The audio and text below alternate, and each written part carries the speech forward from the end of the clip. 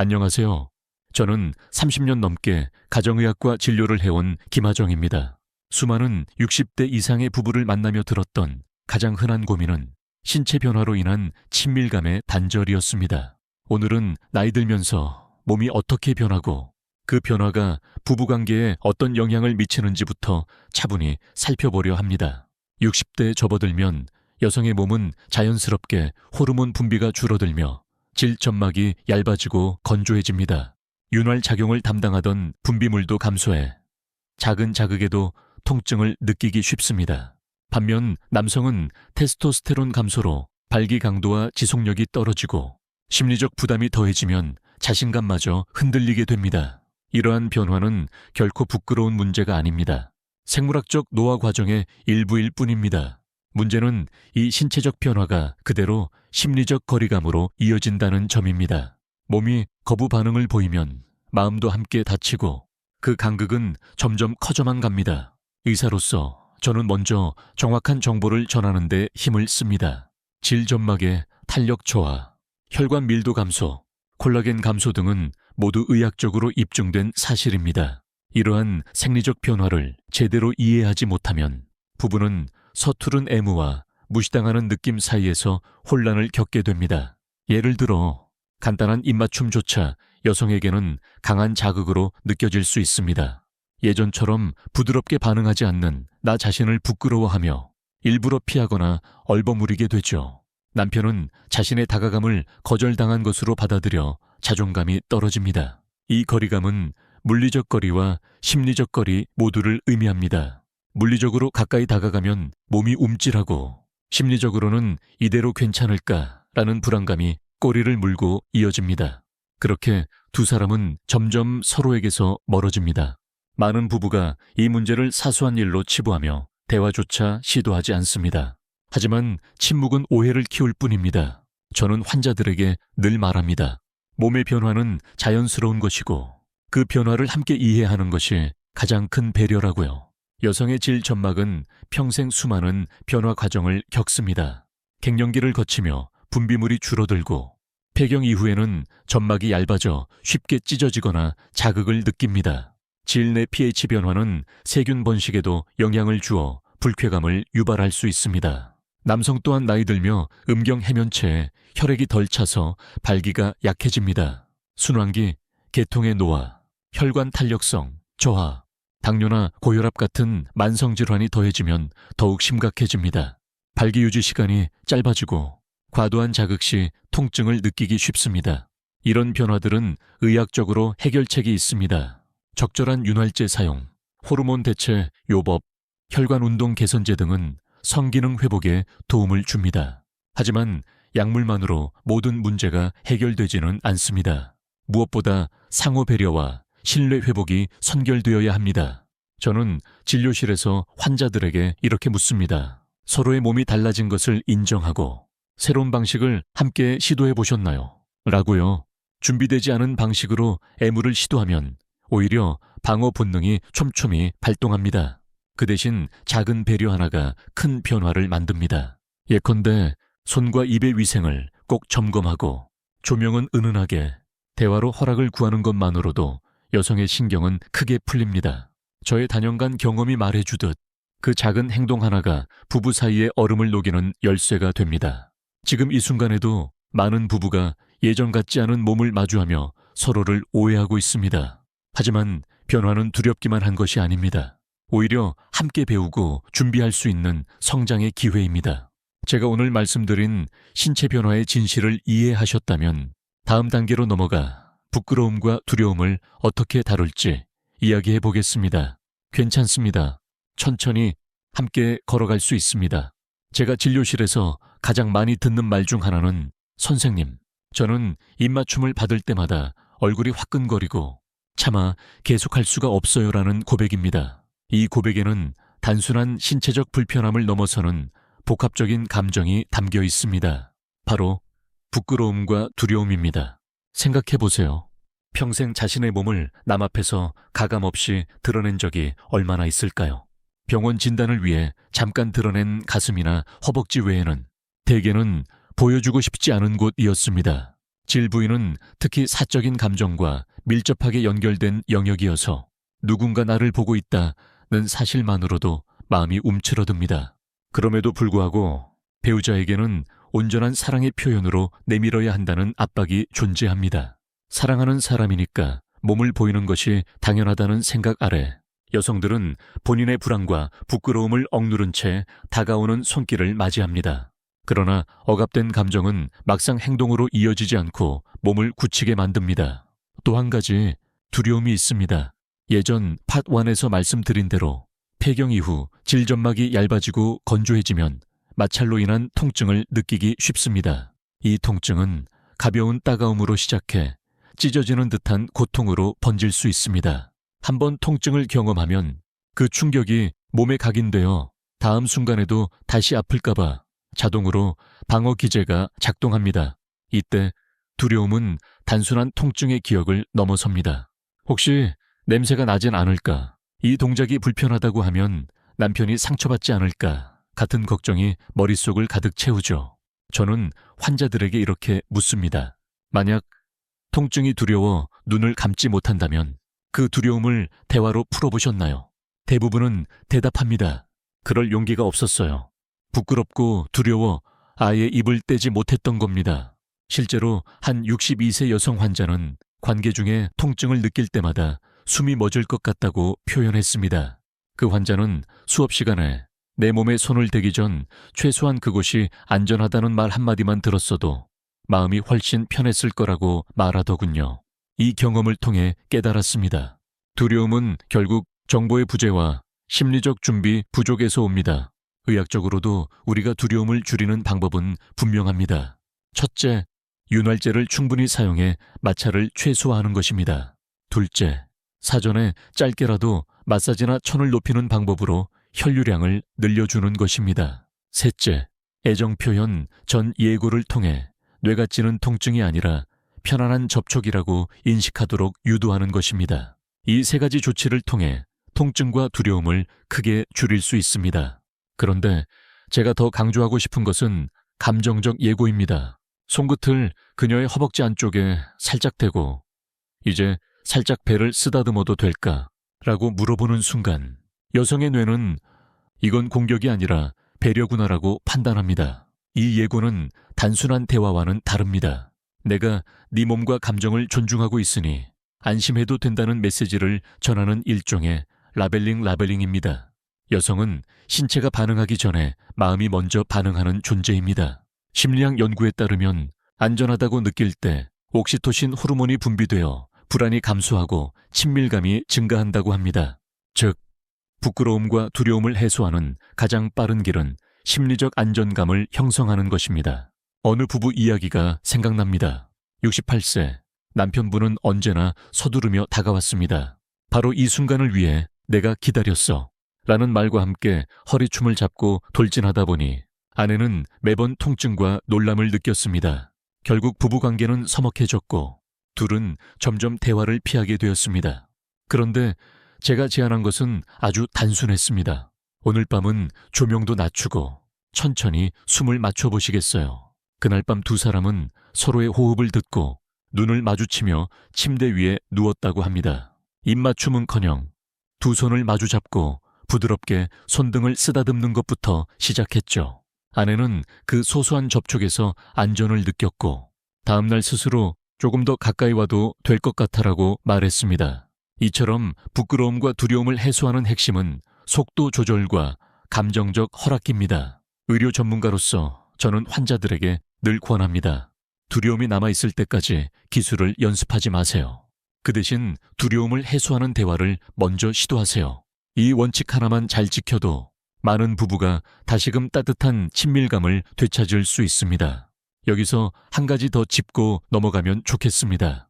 부끄러움은 때때로 과도한 자기 비판과 연결됩니다. 내 몸이 예전 같지 않다라는 생각이 스스로를 더 부끄럽게 만들고 방어적인 자세를 고착화하죠. 저는 환자들에게 이렇게 조언합니다. 나의 변화된 몸을 비난하지 마세요. 이 몸은 나의 삶을 증명하는 흔적입니다. 내 몸을 받아들이고 존중할 때 비로소 상대에게도 온전한 사랑을 줄 수 있습니다.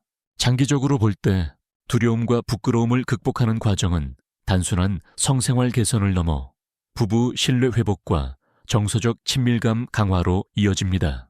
이 과정에서 의료적 조치, 윤활제, 호르몬 치료, 혈관 운동제 등는 도구일 뿐이며 진짜 변화는 감정적 준비와 배려적 태도에서 시작됩니다. 이제 부끄러움과 두려움을 이해하고 그것을 풀어줄 작은 행동들을 배웠습니다. 다음 파트에서는 진정한 존중이 시작점. 어떤 말과 태도가 그녀의 마음을 열게 하는지를 구체적으로 살펴보겠습니다. 괜찮습니다. 서두르지 않아도 좋습니다. 천천히 함께 걸어갑시다.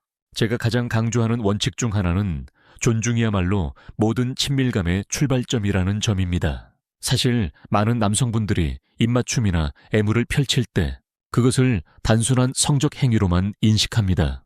하지만 여성의 입장에서는 그 순간이 내 몸을 드러내도 되는가를 판단하는 기준점이 됩니다. 즉, 입맞춤이 기술이 아니라 존중의 메시지로 여겨질 때야 진정한 친밀감이 싹틀 수 있습니다. 의학적으로도 여성의 뇌는 위협과 안전을 빠르게 구분하도록 진화되어 있습니다. 스트레스 호르몬인 코르티솔이 높으면 오히려 성적 반응이 차단되고 반대로 안전하다고 느낄 때 분비되는 옥시토신은 친밀감을 증진시킵니다. 저는 이 과학적 사실을 매번 설명하며 입맞춤을 하기 전에 태도와 말 한마디가 뇌의 화학 반응을 좌우할 수 있다고 강조합니다. 그렇다면 구체적으로 존중은 어떻게 표현할 수 있을까요? 첫째, 애무를 시작하기 전 반드시 허락을 구해야 합니다. 지금 내 손길이 부담스럽지 않을까? 입맞춤해도 될까? 와 같은 질문은 단순한 예의가 아닙니다. 그것은 나는 네 몸을 존중하고 싶어라는 명확한 신호를 보내는 행위입니다. 이 질문을 던지는 순간 여성은 자신이 선택권을 가졌다는 사실을 인식하고 경계를 낮추게 됩니다. 둘째, 말과 행동이 일치해야 합니다. 저는 진료실에서 이렇게 묻습니다. 말로는 사랑해라고 해도 행동이 급하고 거칠다면 과연 믿어질까요? 여성은 언어적 동의보다 행동의 일관성에 더 큰 신뢰를 둡니다. 예를 들어 어두운 방에서 갑자기 다가오는 것보다 조명을 줄일게라고 말하며 무드등을 켜는 행동이 꾸준히 뒤따를 때 비로소 안심합니다. 셋째, 비언어적 신호를 살펴야 합니다. 눈을 맞추고 부드러운 미소를 짓거나 살짝 손을 얹고 기다리는 여유로운 제스처는 그 자체로 너를 소중히 여기고 있어라는 메시지입니다. 저는 종종 부부에게 거울 앞에서 서로의 눈을 10초간 바라보는 연습을 권유합니다. 그 연습이 친밀감을 높이는데 얼마나 큰 역할을 하는지 많은 환자들이 놀라워합니다. 넷째, 타이밍을 고려해야 합니다. 식사 후 너무 배부른 상태 혹은 피곤이 극에 달했을 때는 어떤 애무도 부담이 됩니다. 저는 하루 중 에너지가 가장 높을 때 또는 서로가 편안함을 느끼는 순간을 미리 파악하라고 조언합니다. 예를 들어 오후 산책을 마친 후나 차를 마시며 담소를 나눈 직후 등이 좋은 타이밍이 될 수 있습니다. 다섯째, 존중은 사소한 디테일에서 완성됩니다. 저는 진료실에서 환자들에게 손톱 밑이 깨끗한지, 입냄새가 남아있지는 않은지, 속옷이나 잠옷이 편안한지를 자주 물어봅니다. 이 모든 디테일은 단순한 위생관리나 편의 제공 차원이 아니라 너의 편안함을 최우선으로 생각한다는 존중의 표현입니다. 여기서 실제 사례 하나를 소개하겠습니다. 72세 이선자 박영수 부부의 이야기입니다. 두 분은 50년을 함께 해왔지만 최근 몇 년간 친밀함에 어려움을 겪었습니다. 과거 박영수 씨는 당연한 듯 빠르게 옷을 벗기고 돌진하듯 입맞춤을 시도했는데 이선자 씨는 그럴 때마다 마음이 다치고 몸이 경직됐습니다. 제가 두 분에게 드린 제안은 단순했습니다. 첫째, 박영수 씨는 매일 잠들기 전 이선자 씨의 손을 잡고 오늘 하루 수고 많았어라고 말하기. 둘째, 애무는 그 다음날 오전 30분 동안만 가벼운 손 마사지로 시작하기. 셋째, 입맞춤해도 괜찮을까? 라는 질문을 꼭 던지기. 3주 후 이선자 씨는 처음으로 입맞춤을 편안하게 받아들였습니다. 그날 밤 박영수 씨는 손끝으로 가볍게 이마를 쓰다듬으며 당신이 편해야 내 마음도 편해라고 속삭였고 이선자 씨는 미소를 지으며 눈을 감았습니다. 그 순간 저는 존중이야말로 가장 강력한 친밀감의 매개체임을 다시 한번 깨달았습니다. 이처럼 존중은 거창한 이벤트나 화려한 기술이 아닙니다. 그것은 언어, 행동, 제스처, 타이밍, 그리고 세심한 배려가 결합된 일련의 과정입니다. 저는 환자들에게 늘 말합니다. 기술보다 태도가 먼저입니다. 그녀의 허락이 있기 전까지는 어떤 시도도 성공할 수 없습니다. 네? 파트 3에서는 존중의 중요성과 구체적 실천 방법을 살펴보았습니다. 여러분도 오늘 밤부터는 작은 질문 하나로 존중을 시작해 보세요. 괜찮을까? 그 질문이 상대의 마음을 여는 첫걸음이 될 것입니다. 제가 부부관계 상담에서 핵심으로 제안하는 것은 5가지 준비 단계입니다. 이 단계들은 단순한 기술 습득이 아니라 상대의 마음과 몸이 동시에 열릴 수 있도록 배려의 토대를 마련하는 과정입니다. 오늘은 그 5가지를 차례대로 자세히 살펴보겠습니다. 첫째, 손과 입, 그리고 수염의 청결. 제가 환자분들에게 가장 먼저 강조하는 부분입니다. 손톱 밑에 먼지가 남아있거나 입냄새가 남아있다면 여성은 본능적으로 위생 위험을 감지합니다. 이는 성적인 즐거움이 아니라 방어 본능을 자극하기 쉽습니다. 저는 늘 말합니다. 음식물 섭취 후 반드시 가글을 하고 무성한 수염은 부드럽게 정리하세요. 손톱은 짧게 깎고 손을 비누로 깨끗이 닦아야 합니다. 이렇게 청결을 유지하는 작은 습관 하나가 여성에게 나는 네 몸을 존중한다는 강력한 메시지로 전달됩니다. 둘째, 은은한 조명과 분위기 조성.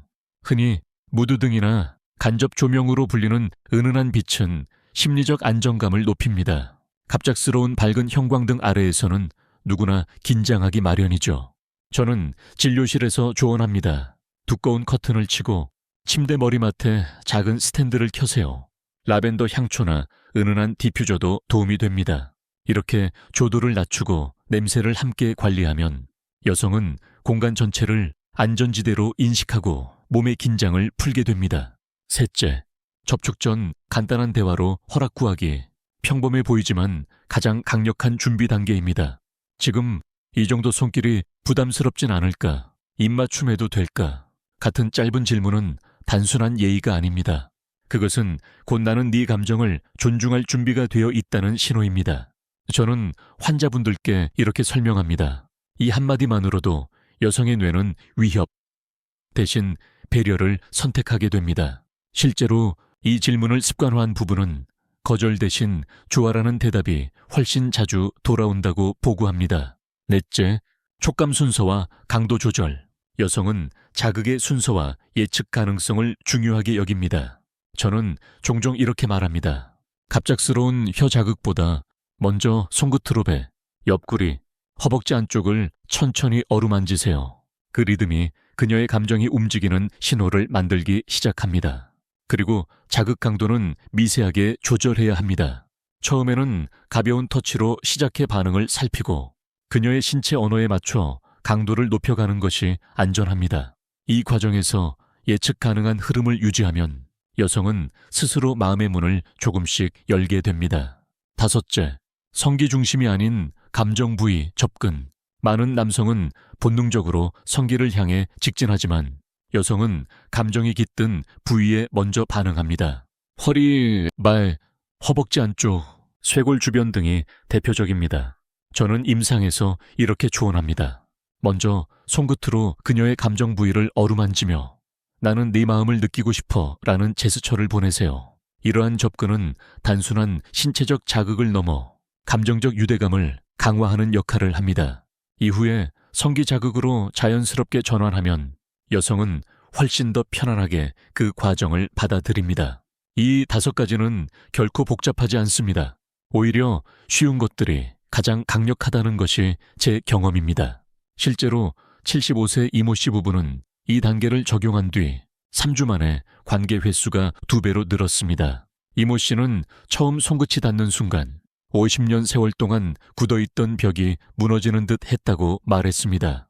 남편분은 그냥 언제나 했던 것처럼 조금만 천천히, 조금만 더 배려했을 뿐인데 라며 놀라워했습니다. 여기서 중요한 것은 과도한 성과 압박을 버리는 것입니다. 5가지 준비를 모두 점검하고도 바로 성적 쾌락을 목표로 하면 오히려 부작용이 생깁니다. 저는 권합니다. 이 단계들은 친밀감 회복의 사전 의식입니다. 과도한 기대 없이 그 자체로 충분히 의미 있는 시간이 되도록 만들어 보세요. 이제 여러분도 애무전의 손입 조명 대화 순서, 감정 부위 5가지를 점검해 보시길 바랍니다. 작은 준비가 큰 변화를 이끌어냅니다. 괜찮습니다. 준비가 완벽하지 않아도 됩니다. 중요한 건 배려하는 마음으로 시작하는 것입니다. 제가 단연간 진료실에서 만난 부부들의 이야기는 각양각색이지만 공통된 키워드는 사소한 배려였습니다. 오늘은 그 중에서도 제가 직접 상담하고 후기를 받은 3분의 사례를 통해 5가지 준비가 어떻게 실제로 작용했는지 들려드리겠습니다. 첫 번째 사례는 경북 안동에 사시는 67세 김동석 씨 부부입니다. 김동석 씨는 40년을 함께한 아내가 단 한 번도 편안하게 입맞춤을 받아준 적이 없다고 털어놓으셨습니다. 아내분은 늘 통증과 불안으로 몸을 굳혔고 결국 두 분은 대화를 포기한 상태였습니다. 저는 먼저 청결과 조명, 예고 대화, 순서, 감정 부위 점검이라는 5가지를 모두 적용해 볼 것을 제안했습니다. 그날 밤 김동석 씨는 손톱 밑까지 깨끗이 씻고 가벼운 가글을 한 뒤 은은한 조명 아래에서 아내의 눈을 마주했습니다. 그리고 부드러운 목소리로 오늘은 입맞춤하기 전 네, 손을 먼저 쓰다듬어도 될까? 라고 물었죠. 그 질문 하나에 아내분은 놀랍도록 마음을 열었고 손끝으로 허벅지를 천천히 어루만지는 동안 긴장이 풀렸습니다. 입맞춤 대신 가볍게 이마를 맞대기만 해도 그날 밤 아내분은 처음으로 마음이 놓인다라고 속삭였다고 합니다. 이후 두 분은 몇 번 더 소소하게 감정을 나누며 마침내 부드러운 입맞춤으로 이어졌습니다. 두 번째 사례는 경기 수원에 사시는 70세 장인호 씨 부부입니다. 장인호 씨는 평소 성격이 급하고 관계시 순서를 무시한 채 바로 성기자극으로 직진하는 스타일이었습니다. 아내분은 매번 놀라 통증을 호소했고 장 씨는 자신이 더 이상 사랑받지 못한다고 오해했습니다. 저는 먼저 약 3주 동안 성적 접근을 전면 중단하고 손 마사지와 대화에만 집중해보라고 권했습니다. 장인호 씨는 제안대로 매일 잠들기 전 아내의 다리를 10분간 부드럽게 주물러주고 오늘 하루 수고 많았어 라는 말을 반복했습니다. 그리고 어느 날 밤 아내분이 말없이 그의 손을 자신의 허벅지 안쪽에 올려두었습니다. 그 순간 장 씨는 바로 이거야 라고 생각했다며 미소를 지으셨습니다. 이후 둘은 천천히 감정 부위의 터치 순서를 따라가며 예측 가능한 리듬으로 관계를 이어갔고 아내분은 당신 손끝에서 신뢰가 느껴진다고 고백했습니다. 세 번째 사례는 서울 마포에 사시는 65세 박상훈 씨 부부입니다. 박상훈 씨는 성관계 전 반드시 입냄새와 손의 상태를 점검하고 입 맞춰도 될까? 라는 대화를 습관화한 분입니다. 또한 조명은 물론 침실 온도와 침구 상태까지 신경 쓰셨죠. 결과는 어땠을까요? 아내분은 이 사람이 매 순간 나를 위해 준비하고 있다는 사실 자체가 큰 위안이라고 표현했습니다. 박 씨 부부는 이제 애무를 시작하기 전 짧은 대화와 함께 조명을 조절한 뒤 감정 부위로 접근하는 의식을 거치지 않으면 오히려 어색하다고 느낄 정도가 되었습니다. 이 외에도 74세 부부의 경우는 작은 선물이 큰 변화를 일으켰습니다. 저는 그분들에게 애무 전날 짧은 손편지를 써보라고 제안했습니다. 편지에는 오늘 밤에는 네 몸과 마음을 느끼고 싶어라는 문장을 담았고 실제로 남편분은 그 편지를 옆에 두고 간접 조명 아래서 다가갔습니다. 아내분은 편지를 읽는 순간 눈물을 글썽이며 내가 얼마나 소중한 존재인지 알게 됐다고 하셨습니다. 이처럼 사소한 배려들은 모두 나만의 의도를 전환합니다. 청결은 너를 위해 준비했다는 의도, 은은한 조명은 내 안정을 먼저 생각한다는 의도, 허락 구하는 대화는 너의 선택권을 존중한다는 의도, 순서와 강도 조절은 내 기분을 먼저 살핀다는 의도, 감정 부위 접근은 내 마음을 먼저 느끼고 싶다는 의도로 읽힙니다. 의학적으로도 이러한 의도가 전해질 때 여성의 뇌는 코르티솔 대신 옥시토신을 분비하며 긴장 상태에서 벗어나게 됩니다. 저는 이 과학적 근거를 설명하며 작은 의도가 쌓여 큰 신뢰로 돌아온다고 강조합니다. 이제 여러분도 이 사례들을 통해 구체적인 배려의 힘을 느끼셨을 것입니다. 다음 파트에서는 대화의 안전함을 주제로 허락 요청과 소통이 어떻게 부부 사이의 불안을 해소하고 신뢰를 쌓는지 더욱 깊이 알아보겠습니다. 괜찮습니다. 천천히 꾸준히 적용해 보시길 바랍니다. 제가 가장 자주 강조하는 것은 대화 없는 친밀감은 미완성이라는 점입니다. 실제로 진료실에서 만나는 많은 부부가 신체적 배려 단계까지는 적용하지만 정작 감정의 언어인 대화를 놓치고 맙니다. 저는 늘 말씀드립니다. 대화는 둑이 터지기 전 물줄기를 조절하는 제방과 같습니다. 말 한마디가 불안을 씻어내고 신뢰를 단단히 다집니다. 저는 환자분과의 상담에서 먼저 이렇게 묻습니다. 최근에 배우자에게 성에 대해 솔직히 말해본 적이 언제인가요? 대부분은 머뭇거리며 대답하지 못합니다. 그 이유를 들어보면 당황할까봐, 상처받게 할까봐, 어색해질까봐라는 두려움이 원인입니다. 그러나 이러한 침묵은 불안을 키우고 결국 오해로 귀결됩니다. 제가 권하는 첫 번째 대화 기술은 타이밍 잡기입니다. 예를 들어 일과가 끝난 저녁 식사 후나 산책을 마친 뒤처럼 두 분이 편안한 여운을 느끼는 순간을 노려보세요. 저는 환자분들께 거실 소파에 나란히 앉아 차 한 잔을 마시며 시작해보라고 제안합니다. 그때 가벼운 미소와 함께 오늘 하루 어땠어? 로 대화를 연 뒤 자연스럽게 우리 조금 다른 이야기를 해볼까? 라고 전환합니다. 이 전환이 대화의 문을 열어주는 열쇠입니다. 두 번째 기술은 감정의 레벨링입니다. 심리학자들은 감정을 말로 표현하는 것만으로도 강력한 안정 효과가 생긴다고 말합니다. 저는 부부에게 이렇게 조언합니다. 내가 불편해 보이더라. 내가 조심스러워하는 것 같아서와 같은 관찰된 감정을 언어로 꺼내보세요. 예를 들어 요즘 네가 애무를 피하는 것 같아서 걱정이 되라고 시작하면 상대는 방어가 아닌 진짜 관심으로 받아들입니다. 이때 중요한 것은 공격적 어투가 아니라 부드럽고 중립적인 톤입니다. 세 번째는 허락 요청의 일상화입니다. 이전 파트에서 애무 전 허락 구하기를 설명했지만 저는 더 나아가 어떤 대화 주제에도 허락을 구하라고 강조합니다. 이제 우리 섹슈얼 헬스에 대해 솔직히 이야기해도 괜찮을까? 이 주제가 불편하지 않은지 알려줘와 같은 표현은 상대에게 선택권과 통제감을 줍니다. 이는 학계에서도 자율감 지지라는 개념으로 인정받아 관계 만족도와 친밀감을 높이는 요인으로 꼽힙니다. 네 번째는 공감적 듣기 empathic listening입니다. 저는 부부가 대화를 할 때 한 사람의 말이 끝날 때까지 끼어들지 않고 눈을 마주치며 듣기를 연습하도록 권합니다. 진료실에서 한 64세 남성 환자분은 아내의 말을 듣다 그만해 라는 말이 저절로 나왔다고 고백했습니다. 그는 배우자의 감정을 내 시각에서만 해석하려 했던 것이 문제였습니다. 이후 제가 상대의 말 뒤에 숨은 감정을 먼저 이해해 보라고 조언하자 그는 그냥 들어주는 것만으로도 아내가 울먹이며 고맙다고 했다고 전했습니다. 다섯 번째는 솔직함의 균형입니다. 지나치게 솔직한 피드백은 상처를 줄 수 있고 반대로 과도하게 애둘러 말하면 진정성이 전달되지 않습니다. 저는 환자에게 이렇게 조언합니다. 이 부분이 조금 아팠어 라고 말할 때 그래도 네가 소중해와 같은 긍정 메시지를 함께 전하세요. 이중 메시지는 부정적 정보와 긍정적 지지가 동시에 전달되어 상대에게 안전함을 줍니다. 여섯 번째는 반응에 대한 감사 표현입니다. 대화가 일단 시작되고 상대가 솔직히 감정을 털어놓았을 때는 반드시 고마워라고 피드백해 주세요. 저는 이를 두고 감사의 감정 증폭 효과라고 부릅니다. 감사 표현은 포용의 신호를 보내고 대화는 단순한 정보 교환이 아니라 관계적 유대로 승격됩니다. 마지막으로 일곱 번째는 대화 일지 작성입니다. 매일 짧게라도 상대와 나눈 대화를 기록해 보세요.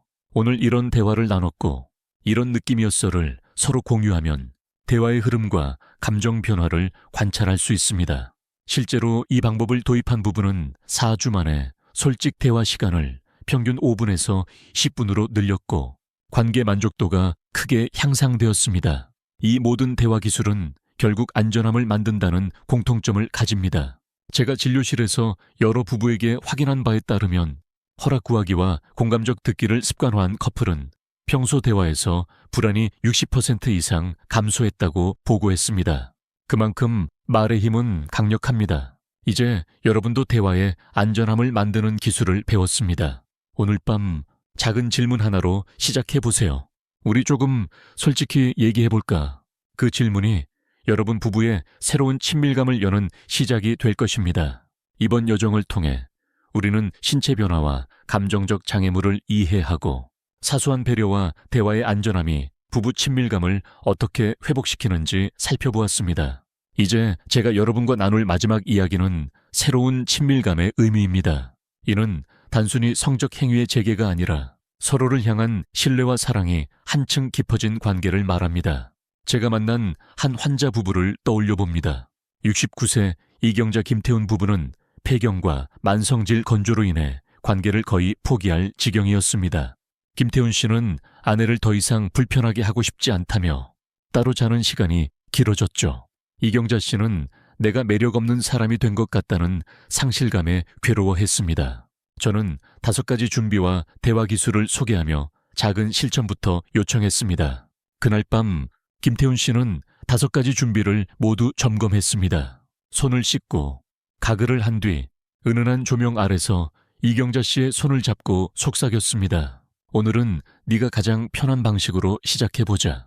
이후 두 사람은 대화의 안전함을 경험했습니다. 이경자 씨는 조심스레 자신의 불안과 통증 경험을 털어놓았고 김태훈 씨는 공감적 듣기로 온전히 받아주었습니다. 그 첫 대화에서 이경자 씨는 눈물을 흘리며 그동안 얼마나 외로웠는지 몰랐어라고 말했습니다. 그 다음 단계는 동작이 아니라 감정적 연결에 집중하는 것이었습니다. 둘은 손끝으로 배와 허리 주변을 부드럽게 어루만지며 상대방의 호흡과 맥박을 느꼈습니다. 저는 그 순간을 진정한 공명 레소난체이라고 부릅니다. 두 사람이 몸과 마음의 율동을 맞추며 긴장과 두려움이 녹아내리는 경험이었죠. 며칠 뒤 이경자 씨는 제게 이메일을 보냈습니다. 이제는 그냥 손만 잡아도 가슴이 따뜻해져요. 입맞춤도 두렵지 않아요. 남편의 손길이 곧 우리의 사랑이라는 것을 알게 되었거든요. 김태훈 씨는 50년 결혼 생활 중 가장 깊은 연결을 느꼈다고 전했습니다. 이 사례는 단지 한 부부의 재회담이 아닙니다. 여러분의 가정에서도 충분히 가능한 변화입니다. 과학적 근거는 분명합니다. 존중과 배려는 코르티솔 수치를 낮추고 옥시토신 분비를 촉진해 친밀감의 화학 반응을 일으킵니다. 대화로 안전감을 형성하면 신체적 접촉은 그 안전 위에서 기쁨으로 재구성됩니다. 이제 여러분의 차례입니다. 첫걸음, 오늘 밤 잠자리에 들기 전 손을 부드럽게 잡고 오늘 하루 고생했어라고 말해보세요. 두 번째 걸음, 작은 허락 질문 하나를 습관으로 만드세요. 조금 더 가까이 와도 될까? 세 번째 걸음, 대화 일지를 1분만 기록해보세요. 오늘 나눈 대화와 감정 한 줄이면 충분합니다. 이 3가지 행동은 새로운 친밀감의 씨앗입니다. 제가 여러분에게 보증합니다. 작은 배려가 모여 큰 변화를 만듭니다. 사랑은 빠르게 도달하는 것이 아니라 서로의 안전을 확인하며 천천히 쌓아 올리는 구조물과 같습니다. 여러분이 이 가이드를 따라가며 경험할 변화는 단지 간헐적 성관계의 회복이 아닐 것입니다. 그것은 매 순간 당신을 존중하고 당신과 연결되기를 바라는 나라는 존재의 재확인입니다. 부부라는 두 개체가 하나의 리듬을 맞출 때 그 리듬은 평생 지속될 수 있는 우아한 교향곡이 됩니다. 저는 여러분의 여정에 함께할 준비가 되어 있습니다. 언제든 고민이 생기면 이 원칙으로 되돌아오세요. 천천히, 꾸준히 배려와 존중으로 걸어가다 보면 여러분의 부부관계는 다시 한번 가장 따뜻한 기억으로 채워질 것입니다.